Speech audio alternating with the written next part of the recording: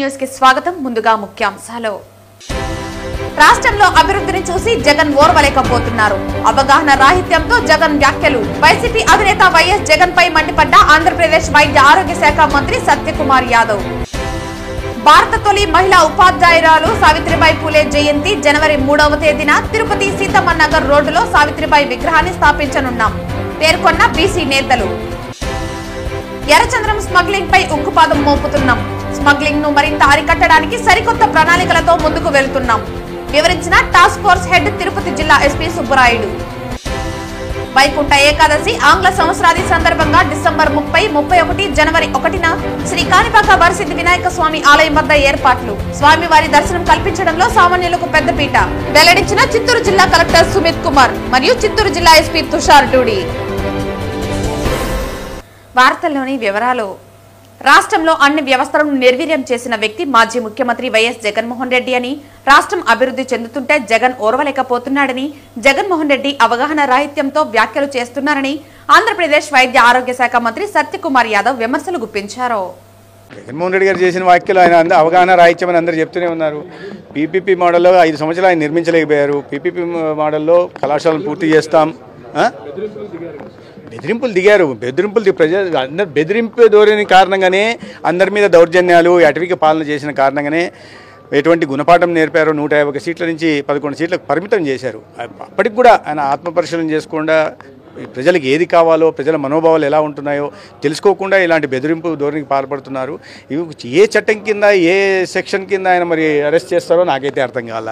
విధానపరమైన నిర్ణయం ఇది. కేంద్ర ప్రభుత్వం తీసుకున్న నిర్ణయం, నీతి ఆయోగ్ తీసుకున్న నిర్ణయం, తర్వాత పార్లమెంటరీ స్టాండింగ్ కమిటీ తీసుకున్న నిర్ణయం. అనేక చోట్ల పబ్లిక్ ఎడ్యుకేషన్ పోతే పిల్లేస్తే దాంట్లో కూడా పీపీపీ విధానంలో మౌలిక సదుపాయాల కల్పన జరగాల, నాణ్యమైన వైద్యం కానీ లేదా మెరుగైన వైద్య సేవలు కానీ పేదలకు అందాలని హైకోర్టు నుంచి సుప్రీంకోర్టు దాకా కూడా చెప్పాయి. కానీ ఇవన్నిటిని పరిగణలోకి తీసుకోకుండా కేవలం స్వార్థపూరిత రాజకీయాలు మాత్రమే చేస్తూ రాష్ట్రం అభివృద్ధి చెందుతుంటే ఓర్వలేని తనంతో ఉంటున్న ఆ పార్టీ కానీ, ఆ పార్టీ నాయకత్వం కానీ ఈ రకంగా వ్యవహరిస్తుంటే ప్రజలు గమనిస్తున్నారు. ఈ రాష్ట్రంలో అభివృద్ధి జరగకూడదు, రాష్ట్రంలో కళాశాలల నిర్మాణం జరగకూడదు, నాణ్యమైన వైద్య సేవలు పేదలకు అందకూడదు అనే ఒక విపరీత మానసికతతో బాధపడుతున్న వ్యక్తులు సమాజం దూరం ఉంచాల్సిన అవసరం ఉంది. 2.0 కళల్లో విహరించవచ్చు, పగటి కళలు కనొచ్చు, ప్యాలెస్లలో కూర్చొని రోజుకు ఒక కళ కనొచ్చు, ఎటువంటివైనా ఆలోచించుకోవచ్చు. కానీ ప్రజల అభిమానాన్ని చూరగొనాలనే విషయం గుర్తుపెట్టుకోవాలా. 2.0 కాదు, ఏ 0.0 కాదు, ఉన్న పాయింట్ ఒక పాయింట్ కూడా ఊడిపోయింది. ఆ వేసుకుంటున్న ప్యాంట్ అన్న కాపాడుకుంటే మంచిది. ఇప్పుడు మీరు మీడియా మిత్రులు కూడా చూస్తున్నారు, ఎక్కడ టెంట్లు పొద్దున టెంట్ వేసి సాయంత్రానికి తీసేశారు, ఎక్కడ కనిపించలేదు. మేము తిరుగుతూ ఉన్నాం. ఈ యాత్ర మొన్న మేము అటల్ మోదీ సుపరిపాలన యాత్ర సందర్భంగా 26 జిల్లాలు తిరిగాం, పెద్ద పెద్ద బహిరంగ సభలు చేశాం. ప్రతి సభలో కూడా 5 నుంచి 6 వేల మంది ఉంటే ప్రతి చోట నేను అడిగాను, మీలో ఎవరైనా ఒక్కరన్నా సంతకం పెట్టారా అని. ఒక్కరూ పెట్టామని చెప్పలేదు. అదే సందర్భంగా యాత్ర జరుగుతున్న సందర్భంగా దారి వెంబడి విద్యార్థులు కనిపిస్తే మాట్లాడే వాళ్ళం, లేదా అటల్ బిహారీ వాజ్పేయి గారి గొప్పతనం గురించి, వారి దేశానికి చేసిన సేవల గురించి చెప్పే క్రమంలో చివరిలో ఇది కూడా అడిగేవాళ్ళం. విద్యార్థులను అడిగేవాళ్ళం, కళాశాలల్లో అడిగేవాళ్ళం, డాక్టర్లు కలిస్తే అడిగేవాళ్ళం, కోర్టు దగ్గర అడ్వకేట్లు కలిస్తే అడిగేవాళ్ళం, లేదా ఇతర రాజకీయ పార్టీకి సంబంధించిన వాళ్ళు కలిస్తే అడిగేవాళ్ళం. పట్టణాల్లో అడిగాం, గ్రామాల్లో అడిగాం, కళాశాలల్లో అడిగాం, పాఠశాలల్లో అడిగాం, పేదలను అడిగాం, డబ్బులున్న వాళ్ళని అడిగాం. ఎవరు కూడా మేము ఎక్కడ సంతకం పెట్టలేదు. దేని గురించి ఇది సంతకాలు పెట్టించుకుంటున్నారు అనే విధంగా మాట్లాడుతున్నారు. ఈ రాష్ట్ర జనాభాలో మీరు 20% మాకు సంతకాలు పెట్టారంటున్నారు. ఎక్కడ చూసినా మాకు 0.2% కూడా పెట్టిన దాఖలాలు లేవు. దాన్ని బట్టి అర్థం చేసుకోవాలా. వీళ్ళే కూర్చొని ఏదో కొన్ని సంతకాలు పెట్టి ఉంటారు, కుడి చేత్తో కొన్ని, ఎడం చేత్తో కొన్ని. మరి ఎవరు చూసినా మేము పెట్టలేదు అంటున్నారు. మరి వీళ్ళేమో పెట్టారంటున్నారు. ఎవరు పెట్టారు? పెట్టిన దాఖలాలు లేవు. మరి వారికి ఏమైనా తెలియకుండా, వారికి ఏమన్నా వారు కొత్తగా ప్రేతాత్మల్ని, భూత ప్రేతాలని, ఆత్మల్ని పెంచుతున్నారా, వాటి సంతకాలు పెట్టిస్తున్నారా? మరి జగన్మోహన్ రెడ్డి గారు సమాధానం చెప్పాలి. భారత తొలి మహిళా ఉపాధ్యాయురాలు సావిత్రిబాయి పూలే జయంతి జనవరి 3న తిరుపతి సీతమ్మ నగర్ రోడ్డులో సావిత్రిబాయి విగ్రహాన్ని స్థాపించనున్నట్లు బీసీ నేతలు పేర్కొన్నారు. జనవరి 3వ తారీఖు నూతన సంవత్సరంలో మహాత్మా జ్యోతిరావు పూలే గారి సతీమణి సావిత్రిబాయి పూలే గారి విగ్రహావిష్కరణ తిరుపతి పద్మావతి మహిళా యూనివర్సిటీ రోడ్డు సీతమ్మ నగర్ పోయే కూడలినందు విగ్రహావిష్కరణ కార్యక్రమాన్ని ఏర్పాటు చేయడం జరిగింది. భారతదేశ తొలి ఉపాధ్యాయురాలైనటువంటి సావిత్రిబాయి పూలే గారి యొక్క విగ్రహాన్ని తిరుపతి పట్టణంలో ఘనంగా పెద్ద ఎత్తున బీసీల యొక్క ఆధ్వర్యంలో బీసీ సంఘర్ష సమితి నాయకత్వంలో విగ్రహాన్ని ఏర్పాటు చేయడం జరిగింది. దీనికి జిల్లా ఇన్ఛార్జి మంత్రి గారు అయినటువంటి అనగాని సత్యప్రసాద్ గారు, బీసీ సంక్షేమ శాఖ మంత్రి సవిత గారు, అదేవిధంగా మన ఎంపీ గురుమూర్తి గారు, ఎమ్మెల్యే తిరుపతి శాసనసభ్యులు ఆర్ఎన్ శ్రీనివాసులు గారు, తిరుపతి మేయర్ శిరీష గారు, చంద్రగిరి శాసనసభ్యులు పులిపర్తి నాని గారు, పూతలపట్టు ఎమ్మెల్యే కలికిరి మోహన్ గారు, కిరణ్ మోహన్ గారు, అదేవిధంగా టీటీడీ బోర్డు సభ్యులు జంగా కృష్ణమూర్తి గారు, మరి భాను ప్రకాష్ రెడ్డి గారు, డిప్యూటీ మేయర్లు అయినటువంటి ఆర్సి మునికృష్ణ గారు, మన అతను ముద్రనారాయణ గారు, అందరూ కూడా ఇక పెద్ద ఎత్తున ఈ యొక్క కార్యక్రమానికి హాజరవుతున్నారు.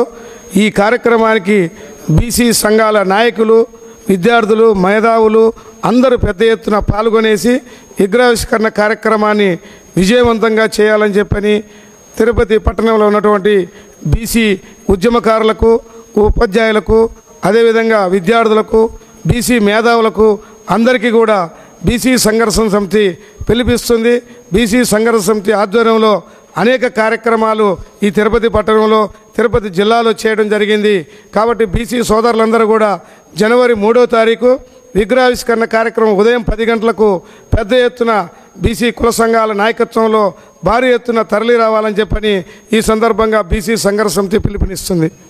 మొట్టమొదటి భారతదేశపు ఉపాధ్యాయురాలు ఆవేళ ఈరోజు కేవలం ఆమె ఒక బీసీలకు సంబంధించిన మహిళే కాదు, ఆ రోజు సమాజంలో ఉన్నటువంటి మహిళలకి చదువు వద్దనే, మహిళలు చదవకూడదని ఏవైతే ఆ రోజు అగ్రకులాలుగా ఉన్న వాళ్ళు మహిళలు చదువుకుంటే ఇబ్బందిగా ఉంటుందని వాళ్ళని దూరంగా పెట్టారు చదువుకి. ఈ భావనతో ఉన్న వాళ్ళందరినీ వ్యతిరేకిస్తూ శ్రీ మహాత్మా జ్యోతిరావు పూలే గారు తన భార్యనే ఆమెకే చదువు చెప్పించి దేశంలో ఉన్న మహిళలందరికీ, ఏ మహిళలైతే చదువుకు అక్షరాస్యతకు దూరంగా ఉన్నారో వాళ్ళందరికీ కూడా చదువు చెప్పించాలనే ఉద్దేశంతో చేసిన తొలి ప్రయత్నంలో ఆయన సఫలీకృతులయ్యారు. అనేక ఇబ్బందులు ఎదుర్కొన్నారు సమాజంలో అగ్రకులాల వారి చేత. అటువంటి తొలి మహిళా ఉపాధ్యాయురాలైనటువంటి ఆమె విగ్రహావిష్కరణ మన తిరుపతిలో చేసుకోవడం చాలా ఆనందం. కాబట్టి తిరుపతిలో ఉన్న మహిళలు అందరూ కూడా ఆ కార్యక్రమానికి ఇచ్చేసి ఆ కార్యక్రమాన్ని జయప్రదం చేయవలసిందిగా కోరుచున్నాం.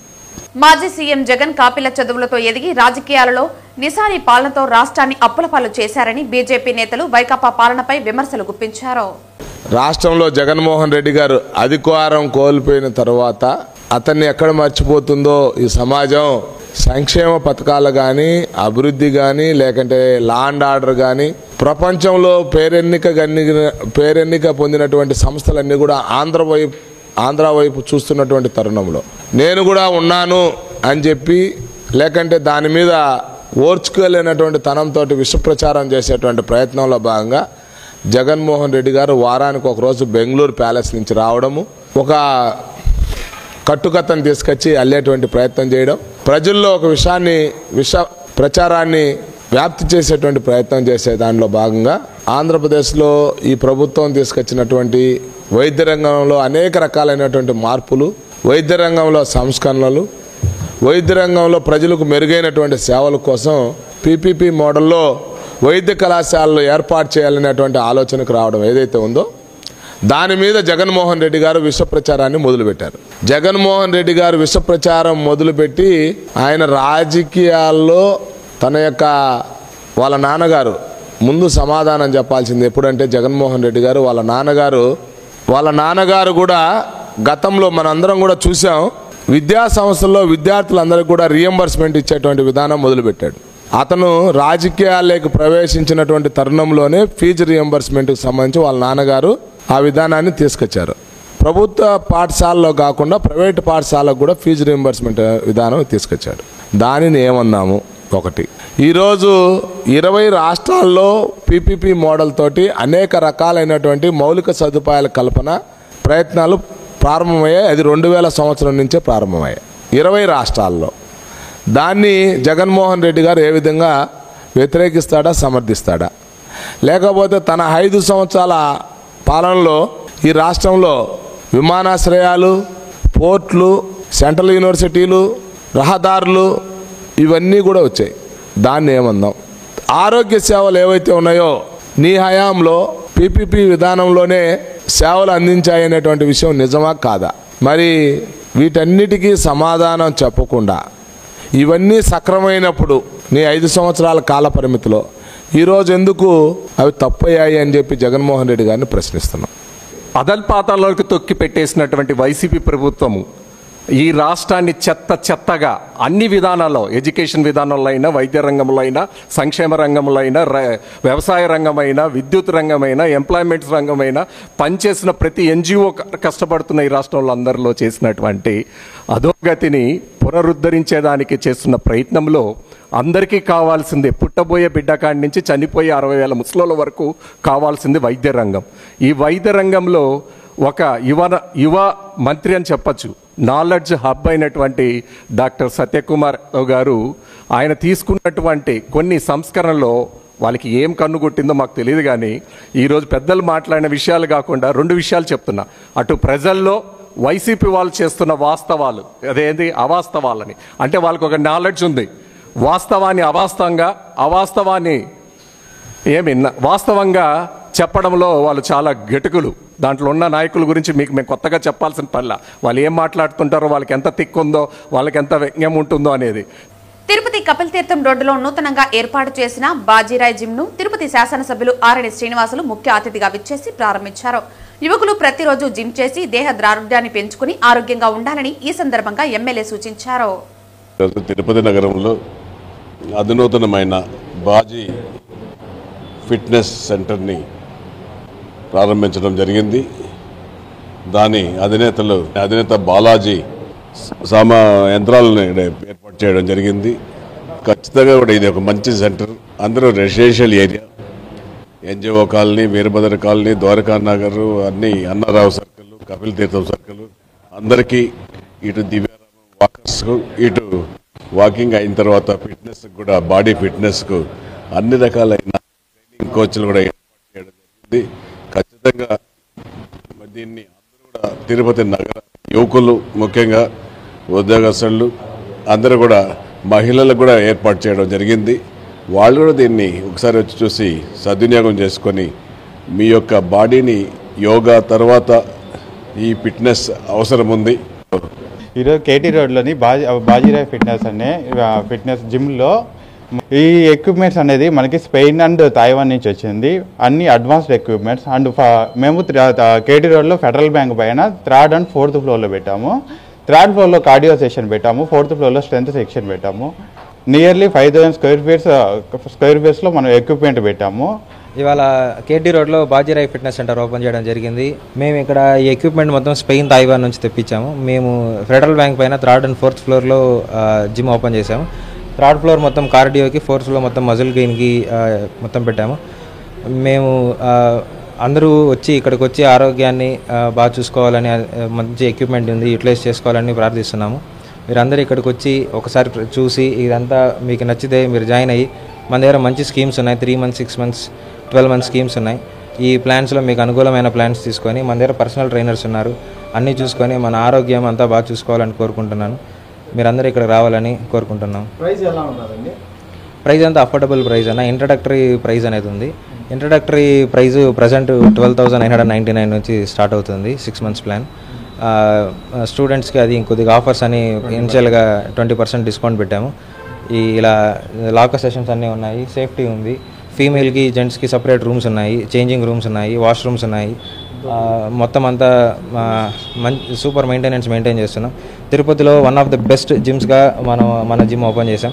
మీరందరూ వచ్చి ఒకసారి విచ్చేసి చూసి మీకు నచ్చినట్టయితే మీరందరూ జాయిన్ అవ్వాలని కోరుకుంటున్నాం. గత ఏడాది కాలంలో ఎర్రచందనం స్మగ్లింగ్ ను చాలా వరకు కట్టడి చేయగలిగామని టాస్క్ ఫోర్స్ హెడ్ తిరుపతి జిల్లా ఎస్పీ సుబ్బరాయుడు వెల్లడించారు. ఎర్రచందనం స్మగ్లింగ్ పై ఉక్కుపాదం మోపుతున్నామని, మరింతగా అరికట్టడానికి సరికొత్త ప్రణాళికలతో ముందుకు వెళుతున్నామని, అలాగే గత ఏడాది అధికారంలో టాస్క్ ఫోర్స్ చేపట్టిన ఆపరేషన్ వివరాలు ఎస్పీ వివరించారు. గత సంవత్సర కాలంలో రెడ్ శాండల్ టాస్క్ ఫోర్స్ నుండి దాదాపుగా రిమార్కబుల్ అచీవ్మెంట్స్ జరిగింది. ముఖ్యంగా 64 కేసెస్ రిజిస్టర్ చేస్తూ దాదాపు 263 మెంబర్స్ని అరెస్ట్ చేయడం జరిగింది. గత 8 సంవత్సరాలుగా తప్పించుకొని తిరుగుతున్న 52 మంది స్మగ్లర్స్ని అరెస్ట్ చేశారు.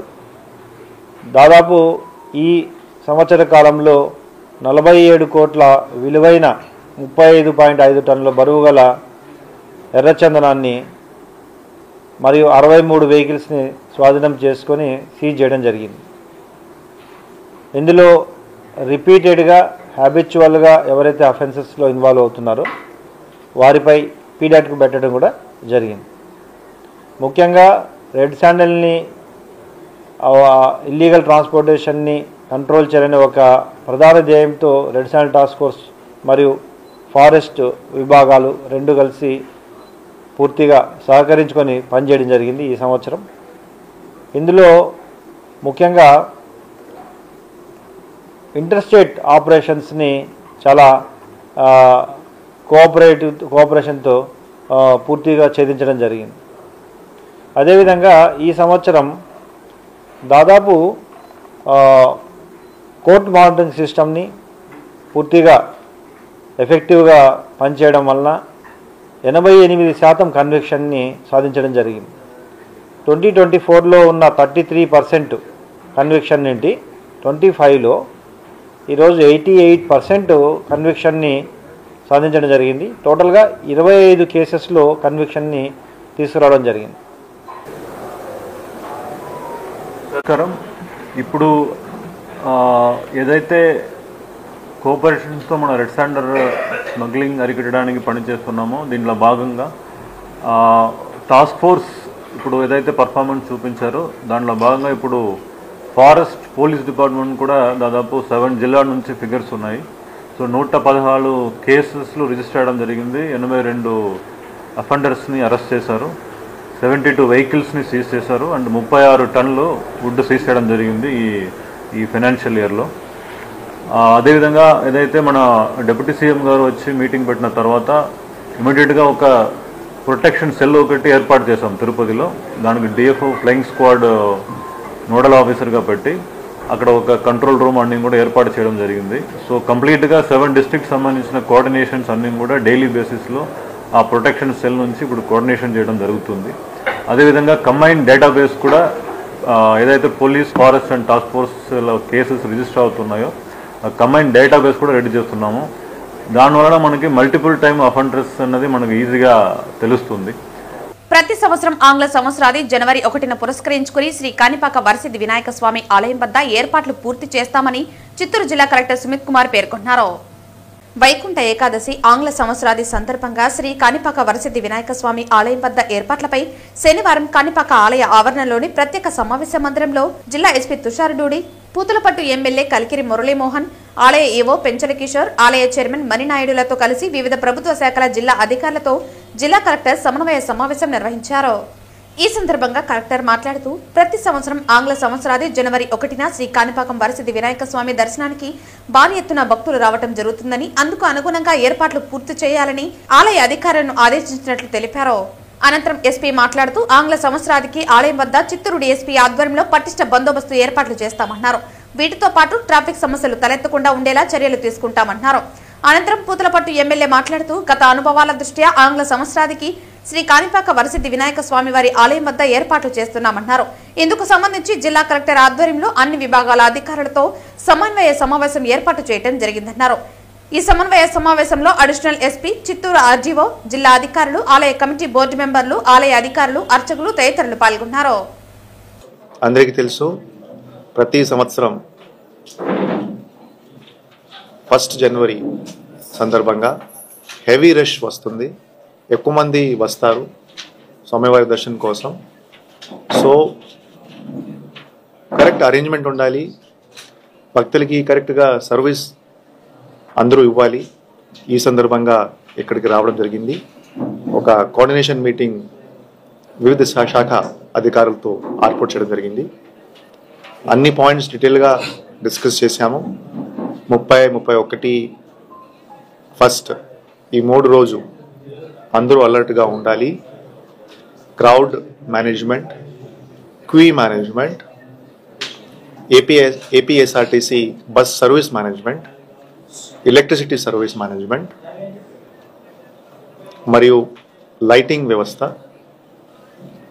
ఆరోగ్యం వ్యవస్థ, రోడ్స్, బిల్డింగ్స్, సేఫ్టీ అరేంజ్మెంట్స్, అన్ని ఫెసిలిటీస్ అన్ని శాఖలు బేసిక్లీ కరెక్ట్గా పనిచేయాలి. ఈ సందర్భంగా డీటెయిల్డ్ ఇన్స్ట్రక్షన్స్ ఇవ్వడం జరిగినాయి. ఈ న్యూ ఇయర్ సందర్భంగా కోఆర్డినేషన్ మీటింగ్ చేయడం జరిగింది. దాంట్లో పోలీస్ తరఫు నుండి ఎలాంటి ఏర్పాట్లు చేస్తున్నాము అది మన తరఫు నుండి మేము చెప్పాము. ఇంకా ఏమేమి చేయాలి, ఏం కోఆర్డినేషన్స్ ఉన్నాయి అది కూడా చెప్పడం జరిగింది. ఒక పర్ఫెక్ట్గా కోఆర్డినేషన్ చేసుకొని జాయింట్ కమాండ్ అండ్ కంట్రోల్ పెట్టుకొని ట్రాఫిక్ ఇష్యూస్ లేకుండా, పార్కింగ్ ఇష్యూస్ లేకుండా ఎంత తక్కువ టైంలో కామన్ పబ్లిక్కి చక్కగా దర్శనం చేసుకొని కంప్లీట్ చేయాలి. ఆ రకంగా అన్ని డిపార్ట్మెంట్స్ ఒక వార్ ఫూటింగ్లో పని చేస్తాము. అండ్ మన తరఫు నుండి డిఎస్పి చిత్తూరు ఆధ్వర్యంలో బందోబస్తు ప్లాన్ చేసుకొని ఖచ్చితంగా ఈ న్యూ ఇయర్ రిలేటెడ్ ఏ ఏర్పాట్లు చేయాలి దాంట్లో సక్సెస్ఫుల్గా చేస్తాం. థ్యాంక్స్. ఇప్పుడు డిఎస్పి గారు ఆధ్వర్యంలో అరౌండ్ 200 ఇనిషియల్గా ప్లాన్ చేస్తున్నాము. ఇంకా కొంతమంది రిజర్వ్ కూడా పెడతాము. ఒక 29th ఆ డేట్లో 30th రష్ చూసుకొని వి విల్ ఫర్దర్ ఇంక్రీజ్.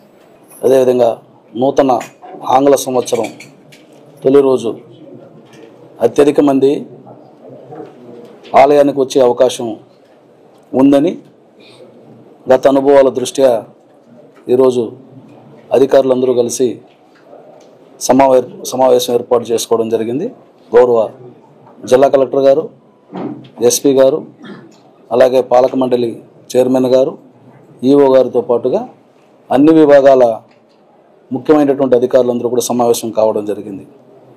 గతంలో 50 నుంచి 60 వేల వరకు జనవరి 1 రోజు సోమవారం దర్శించుకున్నట్టుగా లెక్కలు చెబుతున్నాయి. కాబట్టి ఈసారి వైకుంఠ ఏకాదశి కూడా కలిసి వస్తుంది, సెలవులు కూడా ఉన్నాయి కాబట్టి ఎక్కువ మంది వచ్చే అవకాశం ఉందన్నటువంటి ఆలోచనతో ఇలాంటి ఏర్పాట్లు చేయాలని ఒక రివ్యూ సమావేశం నిర్వహించడం జరిగింది. ఎంతమంది భక్తులు వచ్చినా 60,000 కాదు, 70,000 కాదు, ఇంకా మించి వచ్చినా, ఎంతమంది విఐపీలు వచ్చినా వారందరికీ సంతృప్తికరమైనటువంటి సౌకర్యవంతమైనటువంటి దర్శనం కల్పించాలనేది ఈ సమావేశం యొక్క తీర్మానం. ఈ రోజు తిరుపతి పార్లమెంటు కార్యదర్శిగా నియమింపబడిన జేడబ్ల్యూ విజయ్ కుమార్ ని municipal corporation deputy mayor chamber నందు అతనికి డిప్యూటీ మేయర్ ఆర్సీ మునికృష్ణ శాలువాలతో సత్కరించి శ్రీవారి చిత్రపటం ఇచ్చి సన్మానం చేయడం జరిగింది. ఈ సందర్భంగా ఆయన మాట్లాడుతూ విజయ్ కుమార్ గతంలో కూడా 2002లో కౌన్సిలర్ గాను అలాగే నగర అధ్యక్షులుగాను పనిచేసిన అనుభవం దృష్ట్యా ఈ రోజు చంద్రబాబు నాయుడు గుర్తించి అతనికి తిరుపతి పార్లమెంటు కార్యదర్శిగా అవకాశం ఇవ్వడం చాలా సంతోషకరమన్నారు. కష్టపడిన ప్రతి నాయకుడికి తెలుగుదేశం పార్టీ గుర్తించి తగిన స్థానం కల్పిస్తుంది అనడానికి విజయ్ కుమారే ఉదాహరణని అన్నారు. ఈ కార్యక్రమంలో సుబ్బు యాదవ్, జగ్గా, పెంచులయ్య, నాగప్రతాప్, రామచంద్రారెడ్డి, దిలీప్ కుమార్, బాలసుబ్రహ్మణ్యం, మధు తదితరులు పాల్గొన్నారు. తిరుపతి తెలుగుదేశం పార్టీలో తిరుపతి పార్లమెంటరీ కార్యదర్శిగా వేసిన జేడబ్ల్యూ విజయ్ కుమారు చాలా సీనియర్ తెలుగుదేశం పార్టీ నాయకులు. గతంలో ఇతను సిటీ ప్రెసిడెంట్ గాను, దానికి ముందు 2002లో కౌన్సిలర్ గాను పనిచేసి పార్టీకి ఎనలేని కృషి చేశాడు. దానికి గుర్తించి ఈరోజు నారా చంద్రబాబు నాయుడు గారు అలాగే రాష్ట్ర అధ్యక్షులు అందరూ కలిసి అతనికి తిరుపతి పార్లమెంటరీ కార్యదర్శిగా ఇవ్వడం చాలా సంతోషకరం. ఈరోజు అందరం కలిసి పార్టీ కష్టపడి జేడబ్ల్యూ విజయ్ కుమార్ గారు ఇంకా పార్టీకి కష్టపడి ఉన్నత పదవులకు వెళ్ళాలని, ఆ కలియుగ వెంకటేశ్వర స్వామి మరియు తిరుపతి తాతయ్య గుంట గంగమ్మ తల్లి ఆశీర్వాదాలు వాళ్ళకు ఉండాలని మనస్ఫూర్తిగా కోరుకుంటూ విజయ్ కుమార్ గారు కష్టపడి కష్టాన్ని గుర్తించి ఈరోజు తెలుగుదేశం పార్టీ పార్లమెంటరీ కార్యదర్శి ఇవ్వడం చాలా సంతోషకరం.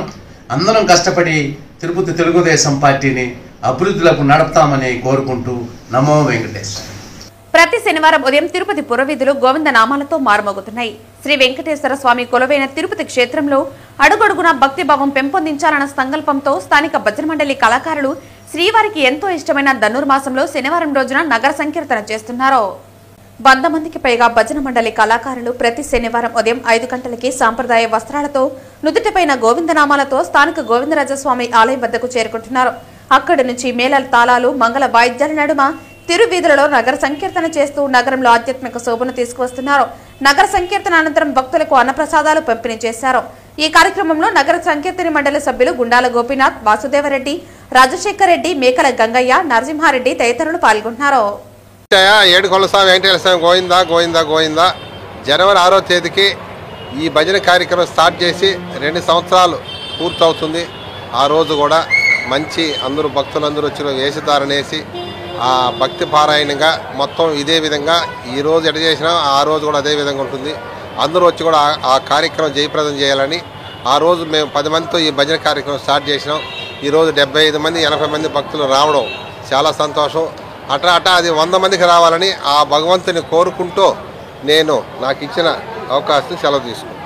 ఏర్పేడు మండలం వికృతమాలె పంచాయతీ పరిధిలోని నీలాద్రి అపార్ట్మెంట్ ను డెవలప్మెంట్ చేయాలని రాష్ట్ర ప్రభుత్వాన్ని అధికారులను సిపిఐ జాతీయ నాయకులు డాక్టర్ నారాయణ డిమాండ్ చేశారు. వికృతమాల పంచాయతీలో ఉన్నటువంటి ఈ ప్రభుత్వ కాలనీ నీలాద్రి కాలనీ ఇన్ఫ్రాస్ట్రక్చర్ బాగుంది. ఫస్ట్ గవర్నమెంట్ టీడీపీ వచ్చినప్పుడు దీన్ని ప్లాన్ చేశారు 2015. స్ట్రక్చర్ బాగుంది, రోడ్లు బాగున్నాయి, ఇండ్లు కూడా బాగానే కట్టించారు. కానీ అన్నీ ఉన్న అల్లూరు టెస్ట్ అన్నట్టుగా దాన్ని మెయింటెన్స్ లేకుండా పోయింది. అందువల్ల ప్రజలు జీవించేటువంటి అవకాశం లేకుండా పోయింది. కరెంట్ సరిగా లేదు, తర్వాత మెయింటెనెన్స్ సరిగా లేదు, బస్సు సౌకర్యం లేదు. పిల్లలంతా పాపాడిపేట పోయి ప్రైవేట్ స్కూల్ చదువుతున్నారు. ఈడేమో స్కూల్ భవనం బ్రహ్మాండంగా ఉంది, ఎక్కడ అంత మంచి భవనం లేదు. స్కూల్ భవనం ఉంది, కమ్యూనిటీ హాల్ ఉంది, రోడ్లు బాగున్నాయి, పిల్లలు చదువుకుని ఉన్నారు. వీళ్ళు ఏమడుతున్నారు, మాకు స్కూల్ కావాలి, ఆడుకునే గ్రౌండ్ కావాలి అడుగుతున్నారు. సహజమే, మరి గ్రౌండ్ ప్లేస్ కూడా ఉంది, దాన్ని మెయింటెనెన్స్ లేదు, చెట్లు కలిసిపోయాయి. దీన్ని బట్టి అన్నీ ఉన్నా దీన్ని సక్రమం చేయకపోవడంలో ప్రభుత్వం ఒకరికి ఒకరు వేసుకుంటున్నారు. అంతకుముందు మీకు టీడీపీ పెట్టినా కాబట్టి వైసీపీ మాకు అక్కడ అనుకున్నాం. మన వైసీపీ టీడీపీ వచ్చింది. ఈ 5 ఏళ్ళు వాళ్ళు ఏం చేయలేదు, మేమేం చేయాలి వీళ్ళు అంటారు. ఇట్లా రాజకీయాలు పోట్లే కాదు, ప్రజలకు సౌకర్యం చెప్తారు. ఏ పార్టీ అయితే ప్రజలకున్న పార్టీ వస్తుంది, కానీ దానికి ఒకరి మీద సౌకర్యం చెప్పుకోకుండా ముఖపత్రాల పిల్లలు మాకు గ్రౌండ్ కావాలని అడుగుతున్నారు, స్కూల్ కావాలని అడుగుతున్నారు. స్కూల్ భవనం ఉంది, గ్రౌండ్ ఉంది, చనిపోతే శ్మశాన వాటికి లేదు, కానీ స్థలం ఉంది. కాబట్టి అన్నీ ఉన్నాయి. శ్మశాన వాటికి స్థలం ఉంది, ప్రమాణం కట్టే బిల్డింగ్ ఉంది, స్కూల్ బిల్డింగ్ ఉంది, కమ్యూనిటీ హాల్ ఉంది, గ్రౌండ్ ఉంది. దీని చక్కగా ఉండి ప్రజలు ఆడుకుంటారు బాగా. అందువల్ల ఇది నేను ప్రభుత్వ అధికారులకు విజ్ఞప్తి చేసేదంటే అన్నీ ఉన్న తర్వాత దీన్ని సరి చేయలేకపోతాను. రెండవది ఏంటంటే కాపురం చేయాలంటే ఇది సౌకర్యం, ట్రాన్స్పోర్ట్ సౌకర్యం లేదు. ఆటో ఎప్పుడో వస్తుంది, అది ఆటో అంటే 50 రూపాయలు 100 రూపాయలు తీసుకుంటారు, అంత శక్తి ఉండదు. రాత్రి పగలు ప్రాబ్లం ఉంటుంది. అందులో బస్సు సౌకర్యం, తర్వాత శ్మశాన వాటిక, స్కూల్ గ్రౌండ్, స్కూలు ఇవన్నీ ఉంటే పిల్లలు బ్రహ్మాండంగా డెవలప్ కాలనీ కాబట్టి తలుచుకుంటూ చేయమని చెప్తున్నాం. ఒకవేళ ఆలస్యం అయితే ఈ పిల్లలందరూ తీసుకుని పోయి కలెక్టర్ ఆఫీస్లో పడుకోవటం, రాత్రి బాబులు అక్కడే అన్నది ఆడే పడుకుంటారు పిల్లలంతా. ఆ విధంగా చేయాల్సి వస్తుంది. ఆ విధంగా రానియకుండా జాగ్రత్త పడతాను ఆలోచిస్తుంది. రేణిగుంట రైల్వే పోలీస్ పరిధిలో జరిగిన చోరీ కేసును రైల్వే పోలీసులు విజయవంతంగా ఛేదించారు. Divisional security railway police Tirupati SR Harshita ఆదేశాల మేరకు IRP Renigunta Yatendra, railway police SI Madhusudan, RPSI Dharmender Raju ఆధ్వర్యంలో ప్రత్యేక బృందాలు ఈ కేసును దర్యాప్తు చేశాయి.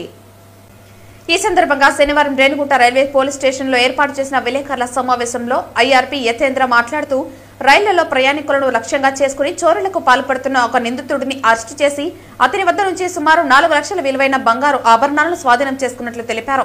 అరెస్టైన నిందితుడిని ఆనంద్గా గుర్తించామని, అతను తమిళనాడు రాష్ట్రం విల్లుపురం జిల్లా కాశీ గ్రామం ఇందిరానగర్ కు చెందిన వాడని తెలిపారు. విచారణలో రైల్వే స్టేషన్లు, రైల్వే కోర్టు ప్రాంగణాల్లో ప్రయాణికులను గమనించి చోరీలకు పాల్పడినట్లు నిందితుడు ఒప్పుకున్నాడని తెలిపారు. నిందితుడిపై గతంలోనూ పలు రైల్వే చోరీల కేసులు నమోదైనట్లు వెల్లడించారు. నిందితుడిపై ఆర్పీఎస్ పరిధిలో పలు సెక్షన్ల కింద కేసు నమోదు చేసి దర్యాప్తు కొనసాగిస్తున్నామని తెలిపారు. త్వరలో అతడిని కోర్టుకు హాజరు పరచనున్నట్లు పోలీసులు తెలిపారు. ఈ కేసు దర్యాప్తులో ఐఆర్పీ, ఆర్పీఎస్ అధికారులు అలాగే ఆర్పీఎఫ్ క్రైమ్ ఇంటెలిజెన్స్ బ్రాంచ్ కీలక పాత్ర పోషించిందని డిఎస్ఆర్పీ అధికారులు పేర్కొన్నారు. ఒక ఖచ్చితమైన సమాచారం మేరకు ఈరోజు రేణిగుంట రైల్వే పోలీస్ స్టేషన్ సిబ్బంది అయినటువంటి మధుసూదను, సో దాంతోపాటు మన IPF CIB చెన్నై గారు అండ్ వాళ్ళ టీంతో కలిసి అజయ్ అనే ఒక ముద్దాయిని మనము ఈరోజు అరెస్ట్ చేసామన్నమాట పుత్తూరు రైల్వే స్టేషన్లో. సో మనకు ఇంట్రాగేషన్లో మనకు తెలిసిందేమంటే ఇతను మనం గత నెలలో యాక్చువల్గా దర్శనానికి అని చెప్పి తిరుమల దర్శనానికి అని ఒక విచిత్ర అనే ఒక లేడీ దర్శనానికి రావడమైంది. ఆమె తిరుగు ప్రయాణంలో పాండిచ్చేరికి వెళ్తూ ఉంటే సో ఆమె మెడలో నుంచి ఇతను చైన్ దొంగలిస్తాడు. సో అప్పటి నుంచి ఈ కేసులో క్లూస్ గ్యాదరించి మనం సీసీ కెమెరాస్లో అంతా కూడా వెరిఫై చేసి అప్పటి నుంచి అతని కదలికలపై నిఘా వేశాం. సో నిన్నటి దినము IPF CIB గారి వాళ్ళ సిబ్బంది మరియు ఈ రేణిగుంట మన RPS సిబ్బంది అందరూ కలిసి అతన్ని అరెస్ట్ చేయడమైంది. అరెస్ట్ చేసి ఇదే కాకుండా తదుపరి దర్యాప్తులో అతను మరొక 4 కేసుల్లో కూడా అతను ముద్దాయిగా ఉన్నాడని చెప్పి తెలిసింది. సో కాబట్టి మొత్తం అతని నుంచి ఒక 40 గ్రాముల బంగారం మొత్తం 4 లక్షల రూపాయలు విలువైనటువంటి అతని నుంచి స్వాధీనం చేసుకున్నాము. సో రేపు అతన్ని కోర్టులో ప్రొడ్యూస్ చేస్తున్నాం అన్నమాట. దీనికి సహకరించినటువంటి IPF CIB గారి సిబ్బందికి మరియు మా ID పార్టీ అండ్ RPS సిబ్బందికి కృతజ్ఞతలు తెలుపుకుంటున్నాను. థ్యాంక్ యూ అండి. పలమనేరు సమీపంలో టీటీడీ గోశాలకు Jaggampeta MLA TTD board member Jyothula Nehru ఆధ్వర్యంలో ఉచితంగా ఎండుగడ్డి అందజేశారు. పలమనేరు సమీపంలో టీటీడీ గోశాలకు Jaggampeta MLA TTD board member Jyothula Nehru ఆధ్వర్యంలో ఉచితంగా ఎండుగడ్డి అందజేశారు. శ్రీనివాస సేవా ట్రస్ట్ మరియు జ్యోతుల ఫౌండేషన్ సభ్యులు శనివారం గోశాల అధికారులకు 8 లారీల గడ్డిని అందించారు. అక్కడి రైతులు సైతం ఎండుగడ్డిని ఉచితంగా అందజేశారని వారు తెలిపారు. తిరుపతి గోశాలకు 16 లారీలు, జూ పార్కు 2, పలమనేరుకు 8 మొత్తం 26 లారీల గడ్డిని అందజేసినట్లు తెలిపారు. నమో వెంకటేశాయ. ఈరోజు జ్యోతుల నెహ్రూ ఫౌండేషన్ మరియు శ్రీనివాస సేవా ట్రస్ట్ ఆధ్వర్యంలో జగ్గంపేట నియోజకవర్గం శాసనసభ్యులు అలాగే ప్రస్తుత టీటీడీ బోర్డు మెంబర్ అయిన జ్యోతుల నెహ్రూ గారి ఆధ్వర్యంలో ఈరోజు ఇక్కడికి 8 లారీలు ఎండుగడ్డిని ఉచితంగా పలమనేరులో ఉన్న గోశాలకు పంపించడం జరిగింది. నిన్న బయలుదేరి ఈరోజు ఇక్కడికి రావడం జరిగింది. తీసుకొచ్చి ఇక్కడ టీటీడీ గోశాలకు సంబంధించిన సిబ్బందికి మేము ఈ లారీలని అందించాం. ఇప్పుడు ఇదివరకు తిరుపతి కిందన గల గోశాలకు 16 లారీలు, అలాగే జూ పార్క్ 2 లారీలు 18, ఇప్పుడు 8, 26 లారీలు ఇప్పటికి మనం ఇవ్వడం జరిగింది. ఈ నెహ్రూ గారు మా తొందరలోనే మరో విడతలో 50 పడుకు కూడా ఇక్కడికి ఎండుగడ్డి లారీలని పంపడానికి సిద్ధం చేస్తూ ఉన్నారు. మొత్తం అంతా కూడా ఈ జ్యోతుల నెహ్రూ ఫౌండేషన్, శ్రీనివాస సేవా ట్రస్ట్ వారు మొత్తం ఈ ఖర్చును భరిస్తూ ఇక్కడికి ఫ్రీగా పంపిస్తూ ఉన్నారు. అక్కడ ఎండుగడ్డి రైతులు కూడా ఫ్రీగా ఇవ్వడం జరిగింది. లారీలు కిరాయికి పెట్టి మనం ఇక్కడ వరకు తీసుకురావడం జరిగింది. నా పేరు ఆనంద్ అండి. ఇక్కడ పలమనేరు టీటీడీ గోశాల అగ్రికల్చర్ అసిస్టెంట్గా వర్క్ చేయడం జరుగుతుంది. ఈరోజు మనకు జగ్గంపేట శాసనసభ్యులు శ్రీ జ్యోతుల నెహ్రూ గారు మన పలమనేరు గోశాలలో ఉన్నటువంటి ఆవులకు ఎండుగడ్డిని సరఫరా చేయడం జరిగింది. ఒక 8 లారీల్లో అక్కడి నుంచి ఇక్కడికి తీసుకొచ్చి ఇక్కడ దించే కార్యక్రమం జరుగుతోంది. ఈ విధంగా వారితో పాటు శ్రీనివాస సేవా ట్రస్ట్ అనే వాళ్ళు కూడా కలిసి ఇక్కడికి తీసుకురావడం అనేది ఒక మంచి విషయం. ఇక్కడ మన ఆవులకు ఈ విధంగా ఎండుగడ్డి సప్లై చేస్తున్నారు. దీనికి మేము చాలా హర్షం వ్యక్తం చేస్తున్నాం. వీరు ఎలా అయితే ఈరోజు సప్లై చేశారో ఇదే విధంగా ముందు రోజుల్లో కూడా ఇక్కడికి తీసుకొచ్చి డొనేషన్ చేస్తామని వాళ్ళు వివరించడం జరిగింది. మేము చాలా ఆనందంగా ఉన్నాం. ఇక్కడ వార్తలు ముగించే ముందు ముఖ్యాంశాలు మరోసారి. రాష్ట్రంలో అభివృద్ధిని చూసి జగన్ ఓర్వలేకపోతున్నారు. అవగాహన రాహిత్యంతో జగన్ వ్యాఖ్యలు. వైసీపీ అధినేత వైఎస్ జగన్ పై మండిపడ్డ ఆంధ్రప్రదేశ్ వైద్య ఆరోగ్య శాఖ మంత్రి సత్యకుమార్ యాదవ్. భారత తొలి మహిళా ఉపాధ్యాయురాలు సావిత్రిబాయి పూలే జయంతి జనవరి 3వ తేదీన తిరుపతి సీతమ్మ నగర్ రోడ్డులో సావిత్రిబాయి విగ్రహాన్ని స్థాపించనున్నాం పేర్కొన్న బీసీ నేతలు. ఎర్రచంద్రం స్మగ్లింగ్ పై ఉక్కుపాదం మోపుతున్నాం. స్మగ్లింగ్ ను మరింత అరికట్టడానికి సరికొత్త ప్రణాళికలతో ముందుకు వెళ్తున్నాం వివరించిన టాస్క్ ఫోర్స్ హెడ్ తిరుపతి జిల్లా SP సుబ్బరాయుడు. వైకుంఠ ఏకాదశి ఆంగ్ల సంవత్సరాది సందర్భంగా డిసెంబర్ 30, 31, జనవరి 1న శ్రీ కాణిపాక వరసిద్ధి వినాయక స్వామి ఆలయం వద్ద ఏర్పాట్లు. స్వామివారి దర్శనం కల్పించడంలో సామాన్యులకు పెద్దపీట వెల్లడించిన చిత్తూరు జిల్లా కలెక్టర్ సుమిత్ కుమార్ మరియు చిత్తూరు జిల్లా ఎస్పీ తుషార్ డూడి. ఈ వార్తలు ఇంతటితో సమాప్తం. తిరిగి వార్తల్లో మళ్ళీ కలుద్దాం. అంతవరకు సెలవు. నమస్కారం.